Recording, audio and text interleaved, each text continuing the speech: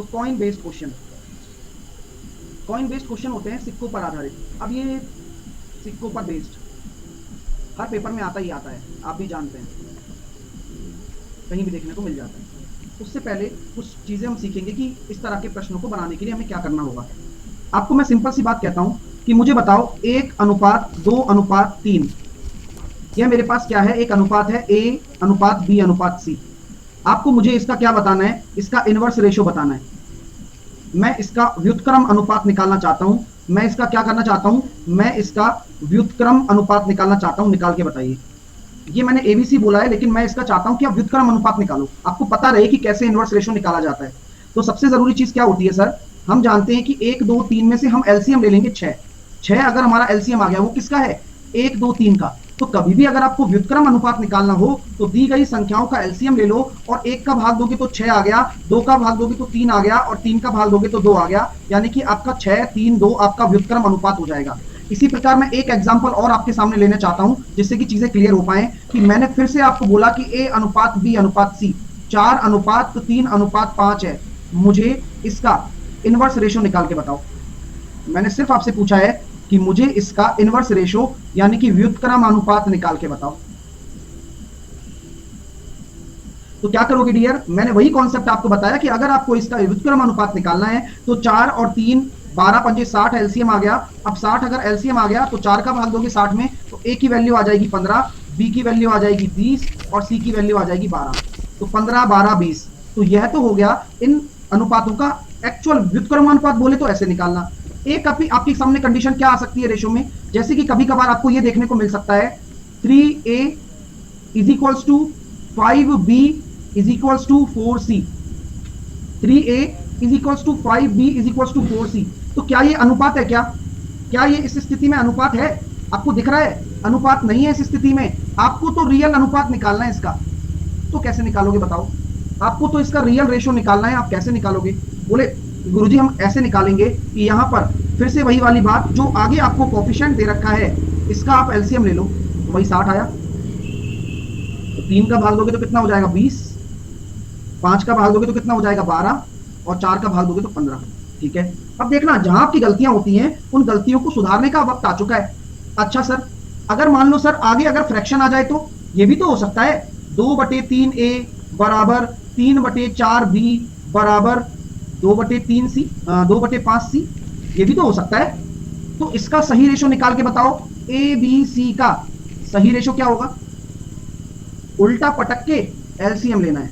जब कभी भी आगे फ्रैक्शन आ जाए तो इसका सही रेशो क्या होता है, उल्टा पटक के जो आगे लिख रहा है ना, 3/2 लिख दो, 4/3 लिख दो, 5/2 लिख दो। अब एलसीएम ले लो, तो एलसीएम कितना लोगे 6, तो 2 का भाग दोगे कितना आ रहा है 3 3 9, 3 का भाग दोगे 4 दूनी 8 और 3 पंजे 15, तो 9 8 15 इसका सही अनुपात आ गया। ये भी एक लॉजिक बन जाता है। और कभी कभार आपको लॉजिक इस तरह से परेशान करता है कि भाई देखो A:B:C, अगर मैंने कह दिया कि 2/5 है, 4/6 है, या 4 अपन कह सकते हैं 4 आपके सामने 9 लिख दिया, अनुपात 1/3, बताओ।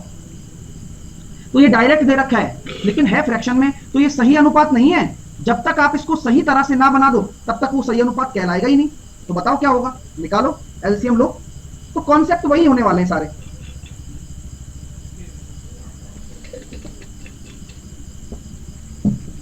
तो बोले गुरुजी हमने एलसीएम ले लिया 45, तो 45 के 45 ले लो, तो 5 का भाग दोगे तो कितनी बार जा रहा है, 9 दूनी 18, अनुपात 9 परम 45, 5 चौके 20, 3 15, तो 18 20 15। मेरे दोस्तों ये सब चीज आपको निकालना आ गई, सब चीजें क्लियर हो गई। अब मैं एक एक्सरसाइज दूंगा आपको 5 क्वेश्चन की, उस एक्सरसाइज के सभी प्रश्नों को आपको अभी सॉल्व करना होगा। बस 5 क्वेश्चन की एक्सरसाइज होगी जहां पर आप रेशो को निकालना सीख जाओ, क्योंकि फिर जो कॉइन वाले क्वेश्चन होंगे उनमें इसका काम आने वाला है। ठीक है भाई, चलो अब मैं 5 क्वेश्चन की एक एक्सरसाइज दे रहा हूं। मैंने एग्जाम्पल दिया, एग्जाम्पल नंबर 1,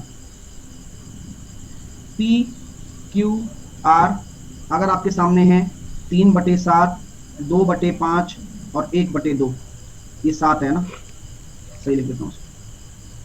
ठीक है, 3/7। क्वेश्चन नंबर दूसरा, P Q और R 1.5, 0.4 और 66 2/3%। 33 1/3 परसेंटेज ऑफ P बराबर 83 1/3% ऑफ Q बराबर 41.66 percentage of R। Fourth, P 3P 5Q और 2R और फाइनल बाद में दूंगा, चलो है ना, 5 और बाद में दूंगा, पहले इनको बताओ ये अभी का है।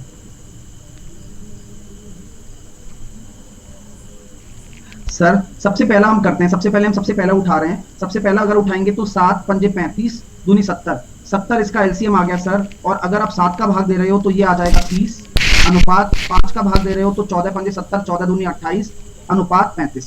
तो पहला सबका सही होना चाहिए। पहले का उत्तर ये होगा। जिसको नहीं समझ में आया मैं दोबारा से बता देता हूं, मैंने कुछ भी नहीं किया, मैंने इस जो डिनोमिनेटर में दे रखा है उसका एकमात्र एलसीएम ले लिया, जहां पर मैंने 7 5 2 यानी कि 70 का एलसीएम, इसका एलसीएम हो गया, 7 का डिवाइड किया 10 बार गया 10 दिया 30, 5 का गया 14 बार 14 दूनी 28, 2 का भाग दिया 35 बार 35 आ गया। ठीक है, आगे मैं चलता हूं तो यहां पर क्या कहानी है, इसको ढंग से बनाना होगा। इस 1.5 को आप लिख सकते हो 3/2, इस क्यू को आप लिख सकते हो 2/5, इस आर को आप लिख सकते हो 2/3। अब एलसीएम क्या लोगे डियर? अब एलसीएम आपको लेना पड़ेगा वही 30, आपको एलसीएम लेना पड़ेगा। अब जब आप 2 का भाग दोगे तो 15 तिया 45, आप 5 का भाग दोगे तो 6 दूनी 12, अब 3 का भाग दोगे तो 20, तो 45 12 20। अगर यही आंसर आ रहा है तो सही है डियर। चलिए अब थर्ड क्वेश्चन में मैंने कुछ डराया नहीं है, सिर्फ कॉन्सेप्ट की बात है, कल ही सिखाया था ना, इसलिए दे दिया मैंने ये क्वेश्चन कि कम से कम आप अप्रोच तो लगा दोगे।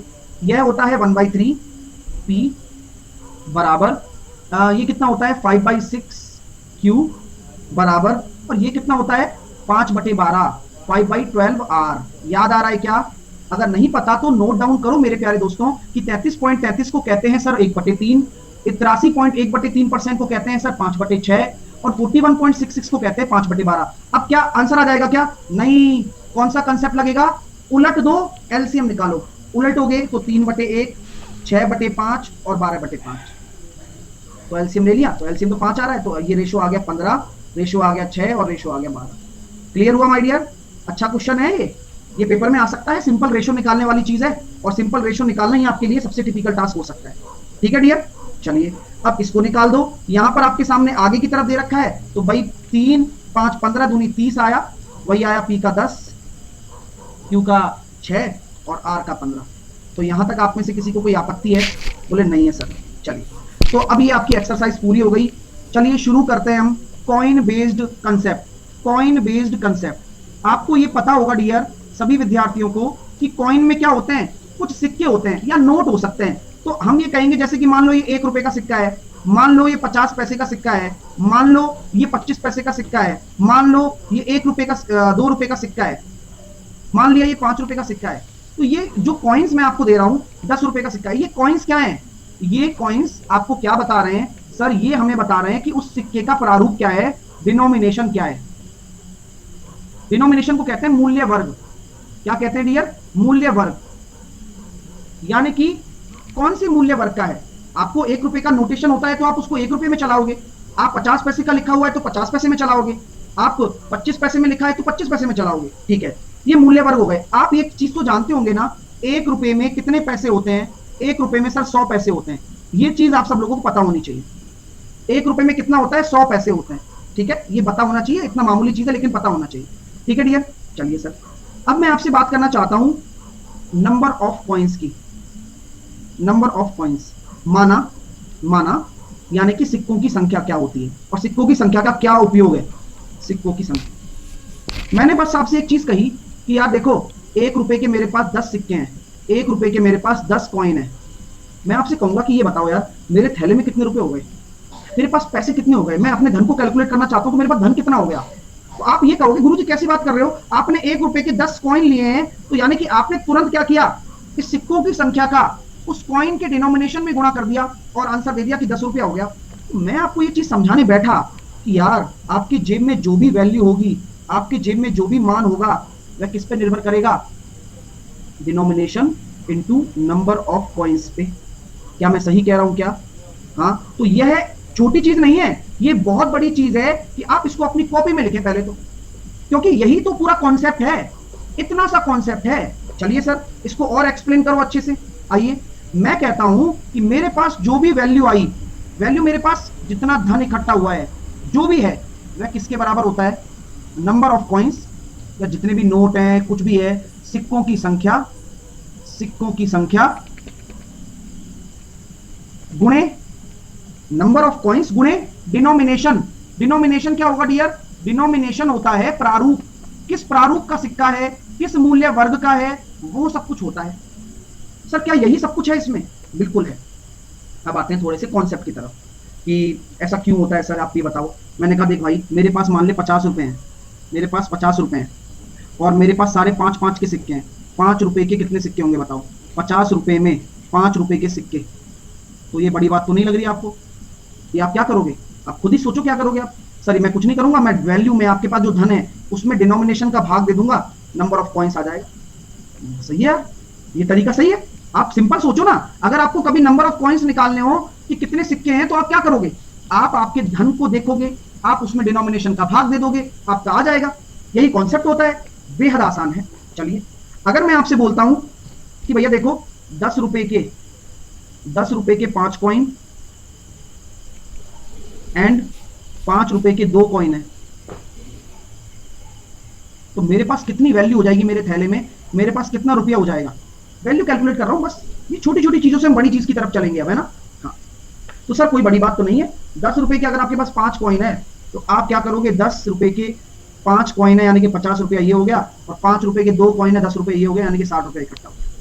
कोई दिक्कत यहां तक? बोले सर यहां तक तो कोई दिक्कत नहीं है, तो बहुत ईजी कंसेप्ट है, यहां तक कोई दिक्कत नहीं आनी चाहिए। क्या आप इस फॉर्मूले को अपने जहन में बैठा चुके हो क्या? और ये फॉर्मूला नहीं है, ये तो दिमाग है कि अगर मुझे अपने धन को कैलकुलेट करना है तो मैं क्या करूंगा? उस जो भी धन मैं यूज कर रहा हूं उसका प्रारूप मूल्य वर्ग देखूंगा और उसमें जितने भी सिक्के हैं जितने भी नोट हैं उनका गुणा कर दूंगा।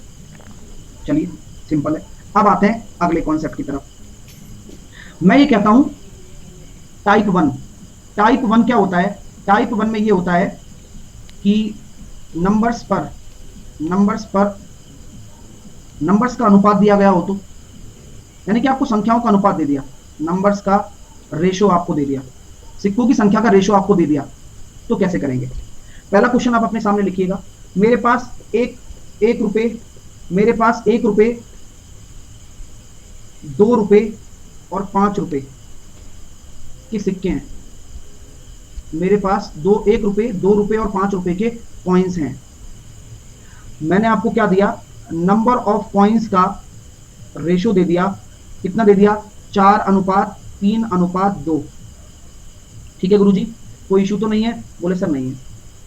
मैं आपसे कहता हूं भाई, मैंने आपको ये दे दिया, ठीक है। अब मैंने कहा कि टोटल बैग में 3600 रुपए हैं, ठीक है। तो मुझे बताओ 5 रुपए के कितने सिक्के हैं?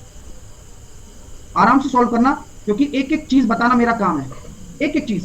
5 रुपए के सिक्के निकाल दो, सभी के निकाल दो, वैसे तो 2 रुपए के भी पूछ लूंगा, 1 रुपए के भी पूछ लूंगा, लेकिन आराम से इसको सॉल्व करो पहले। आप सॉल्व करो पहले, फिर देखते हैं क्या आंसर आता है।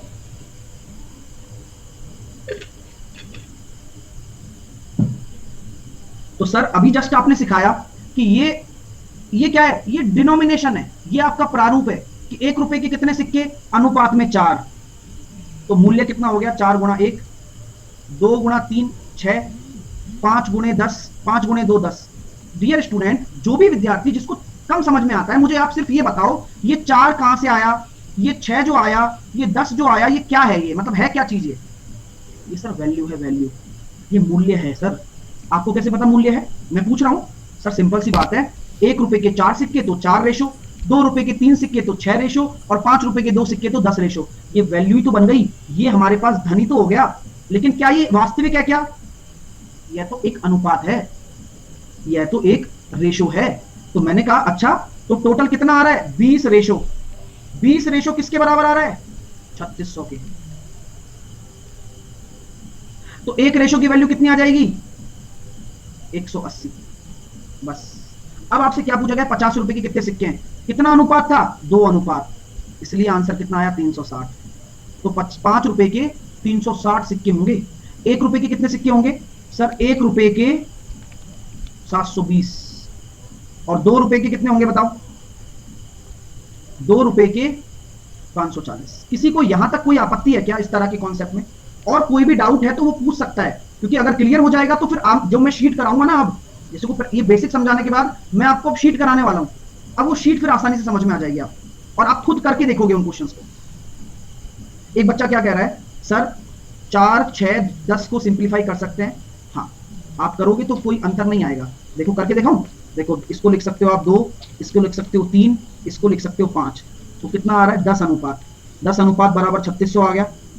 तो 10 से आपने काटा 1 रेशो बराबर 360। लेकिन अब आप क्या लेना चाहते हो? अब आप लेना चाहते हो 360 के बारे में बात कर रहे हो। तो यहां पर अब आपके दिमाग में ये आ जाएगा कि सर अगर जब हमने रेशो ले लिया है ना, अब हमने जब रेशो ले लिया 360, तो यहां पर हमारे पास गड़बड़ ये हो गई कि यहां पर आपके पास जो आपके 5 रुपए के कॉइन है वो कितना आ रहा है? 2 आ रहा है। लेकिन हमने ये सरल अनुपात में निकाला था ना यहां से, यानी कि सब ये अब एक एक अनुपात में हो गया, यानी कि ये भी सब आधा हो जाना चाहिए। ऐसा क्यों हुआ बताऊं? ऐसा क्यों हुआ बताऊं? क्योंकि क्या आप अपने डिनोमिनेशन को परिवर्तित कर सकते हो क्या? नहीं। अगर आप इसका सरल अनुपात निकाल रहे हो तो आपका जो सिक्कों की संख्या का अनुपात है वो आधा हो जाना चाहिए। इसलिए हम वो चीज नहीं बताते हैं। टीचर हमेशा ये चाहता है कि स्टूडेंट के दिमाग में डाउट आए लेकिन फालतू ना आए। तो एक्चुअल में आपने पूछा तो मैंने आपको जवाब दिया। बेसिकली कॉन्सेप्ट यही रहता है कि डिनोमिनेशन तो चेंज होगा नहीं, अगर हम इसको सरल अनुपात बना देंगे तो सिक्कों की संख्या का अनुपात ही कटेगा, जो कि मतलब क्या है काटने का? जब सिंपल चल रहा है तो सिंपल चीजें लेके चलिए। क्लियर है डियर? ओके, आगे चलते हैं। अब आता है नेक्स्ट टाइप, टाइप नंबर 2। अभी तो क्वेश्चन और करेंगे ना। अरे ये तो एक तो तरीके से थ्योरी पढ़ा रहा हूं मैं, अभी क्वेश्चन करेंगे, तब जितने भी डाउट आएंगे वहां और रेक्टिफाई हो जाएंगे आपके।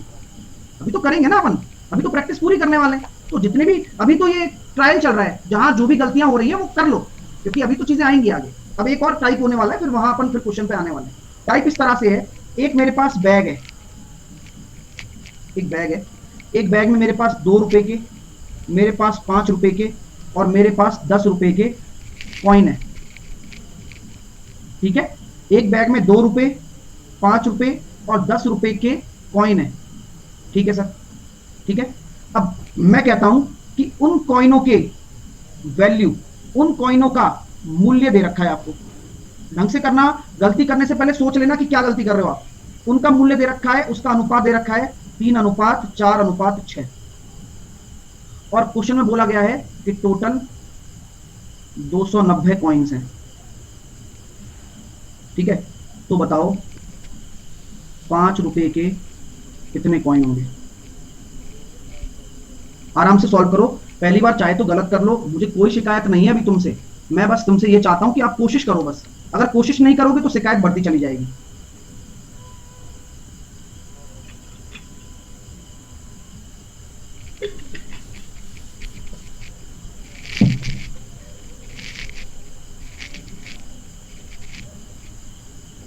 बहुत बढ़िया, बहुत अच्छे। 40 आंसर आ रहा है भाई। किसी का 1-2 का 80 भी आ रहा है और एक का 400 भी आ रहा है। विविधताओं का देश है भारत, आ सकता है। चलिए अब भाई देखो कॉन्सेप्ट के ऊपर आते हैं। अब आपने अपना पढ़ लिया वो तो ठीक है, अब मैं भी सिखाता हूं आपको। ठीक है, आपको पता है डियर, ये आपकी वैल्यूज हैं, सही बोल रहा हूं ना? ये वैल्यू क्या होती है? जो टोटल बनकर आता है। वैल्यू बराबर होता है sir denomination into number of coins, यही होता है ना? यही होता है ना भाई? सही है यार।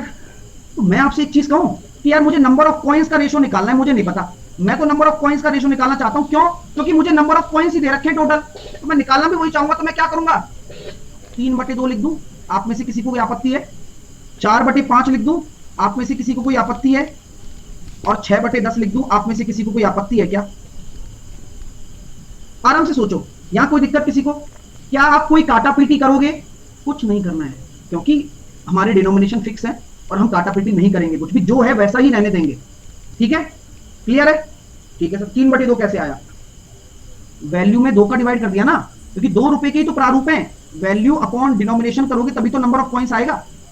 सिंपल सी बात है यार। ठीक है, अब एलसीएम ले लो। एलसीएम ले लिया मैंने 10, तो 10 एलसीएम लेंगे तो एक्चुअल रेशियो कितना हो जाएगा? अभी तो इसलिए तो रेशियो सिखाया था। एक्चुअल रेशियो 15, 8, और 6। आपत्ति? कोई आपत्ति? अब अनुपातों का योग कितना है? अनुपातों का योग कितना आ गया गुरुजी? 29 रेशो। और 29 रेशो किसके बराबर है? यही तो 290 कॉइन्स के बराबर है, यानी कि 1 रेशो बराबर 10। बस। तो आपको पूछा गया है 5 रुपए के कितने कॉइन है, तो कॉइन यहां है, यहां, तो 5 रुपए के 80 कॉइन होंगे। और 2 रुपए के 150 कॉइन होंगे, 150। और 10 रुपए के 60। मजा आ गया क्या? क्लियर हो गई बात? सर 8 और 6 कैसे? एलसीएम लेना नहीं आता क्या? 2, 5, 10 का एलसीएम ले लोगे 10, तो क्या करते हैं 2 का भाग देते हैं, 5 या 15। 5 का भाग देंगे 10 में 2 बार गया, 2 चौके 8। 10 का भाग देंगे 10 में 1 बार गया, 6 एकम 6। क्लियर है? समझ में आया? चलिए अब आगे।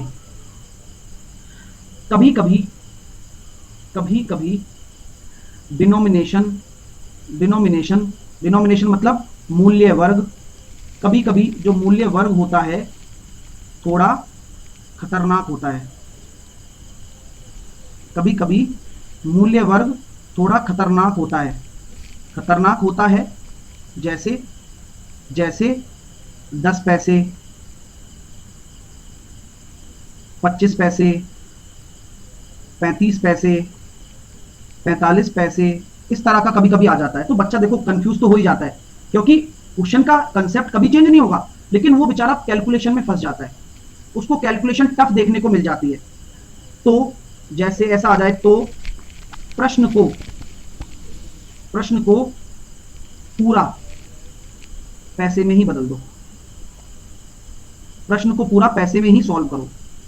ठीक है? यानी कि सबसे बड़ी बात है कि आपको फिर जैसे 10 पैसे, 25 पैसे, 35 पैसे दे दिया ना, आपको क्या करना है, पूरा प्रश्न पैसे में ही सॉल्व करना है फिर। यानी कि जो रुपया भी दे रखा है ना, उसको भी पैसे में ही कन्वर्ट कर लो सबको। उससे क्या हो जाएगा, कैलकुलेशन आसान हो जाएगी। ठीक है? लेकिन अगर किसी को रुपए में सॉल्व करना है तो आप क्या कर सकते हो, 10 पैसे को आप 10/100 कर सकते हो। कुल मिलाकर ये पैसा पता है क्या है? पैसा एक तरीके से परसेंटेज है। बस हो गया काम। यानी कि अब 10% कितना होता है, 1/10। 25% 1/4 रुपया। 35% 7/20। 45% 9/20। लेकिन ये लेंदी हो जाता है, फिर आपको पैसे में लेकर चलना। ठीक है? घर की राय बता रहा हूं। ठीक है डियर? चलिए, यहां तक किसी को कोई आपत्ति, टेंशन, समस्या नहीं होनी चाहिए, टेंशन मत लेना। ठीक है?